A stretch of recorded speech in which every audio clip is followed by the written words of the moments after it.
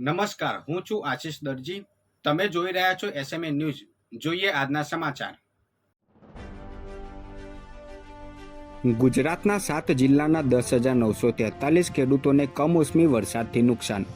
અંદાજિત 27.50 કરોડથી વધુ સહાય ચૂકવાશે.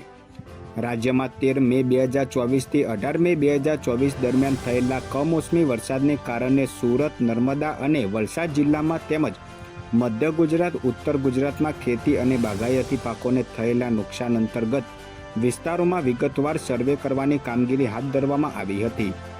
આ સર્વે પૂર્ણ થયો છે અને તેનો વિગતવાર અહેવાલ કૃષિ વિભાગને સોંપવામાં આવ્યો છે. કૃષિ વિભાગના સર્વે પ્રમાણે રાજ્યમાં અંદાજિત 16,177 હેક્ટર વિસ્તાર કમોસમી વરસાદને કારણે અસરગ્રસ્ત થયો છે. ગુજરાતના 7 જિલ્લાના 10,943 ખેડૂતોને કમોસમી વરસાદથી નુકસાન થયું છે.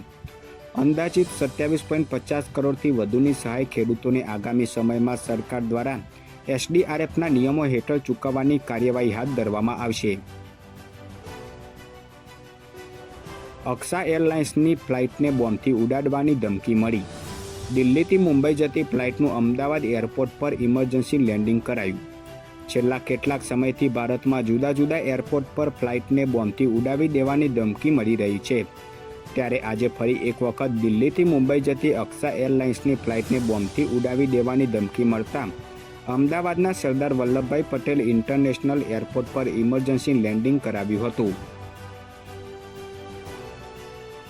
હારીજમાં ચાઇનીઝના દુકાનદાર ઉપર હુમલો કરી માર મારતા ફરિયાદ નોંધાઈ.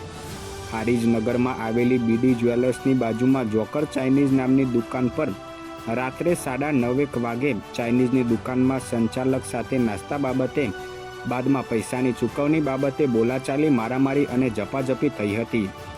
જે દરમિયાન છરીથી દુકાનદારને આંખ ઉપર મારી સોનાની ચેનની લૂંટ કરાઈ હોવાની ઘટના બની હતી. આ બનાવ અંગે દુકાનદારે 4 જણા સામે લૂંટ અને મારામારીની ફરિયાદ નોંધાવી હતી. વડોદરા મહાનગરપાલિકાએ 5થી વધુ ઢોરવાડા પર બુલડોઝર ફેરવ્યું. વડોદરામાં હુમલા બાદ પાલિકાએ બોલાવ્યો સપાટો. ટેગિંગ વિનાના ઢોરો કબજે કરાયા. વડોદરા મહાનગરપાલિકાએ વધુ એકવાર ઢોરવાડા સામે લાલ આંખ કરી છે. આજે શહેરના પૂર્વ વિસ્તારમાં આવેલા ઇન્દ્રપુરી અતિથિ ગૃહ પાસેના 5થી 7 જેટલા ગેરકાયદે ઢોરવાડા પર બુલડોઝર ફેરવી દેવાયું છે. જ્યારે ટેગિંગ વગરના ઢોરોને ઢોર ડબ્બામાં પૂર્યા હતા.